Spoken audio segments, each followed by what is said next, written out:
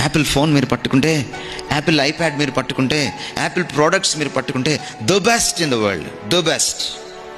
ప్రపంచానికి the best electronic gadgets ఇచ్చినటువంటి Steve Jobs అంటున్నాడు, my life is not the best. నా లైఫ్కి నేను బెస్ట్ ఇచ్చుకోలేకపోయాను. There is no meaning in my life. What is missing? What is missing? జీవితానికి ఏది అర్థాన్ని ఇస్తుందో ఆ కీలకమైన విషయమే మిస్ అయిపోయింది. That is God. మొదటి విషయం, మీరు నిజంగా ఒకవేళ అర్థాన్ని పొందాలి జీవితంలో అని అనుకుంటే, ఆ జీవితానికి కర్త అయిన నీ సృష్టికర్తను స్మరించుకో.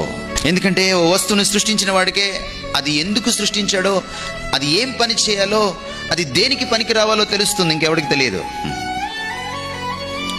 ఒక వస్తువు చెడిపోతే దాన్ని మెకానిక్ దగ్గర తీసుకెళ్తే వాడు కూడా బాగు చేయలేకపోతే వాడు ఒక మాట అంటాడు, సార్ కంపెనీకి పంపించాలి సార్ అంటాడు. ఎందుకంటాడు ఆ మాట? కంపెనీలో మ్యానుఫ్యాక్చరర్ ఉంటాడు, సృష్టికర్త ఉంటాడు. చెడిపోయిన మన బ్రతుకుల్ని రిపేర్ చేయగలిగింది ఒక్కడే, సృష్టికర్త. ఇంకెంతకాలం దేవుడిని దూరంగా పెడతావు?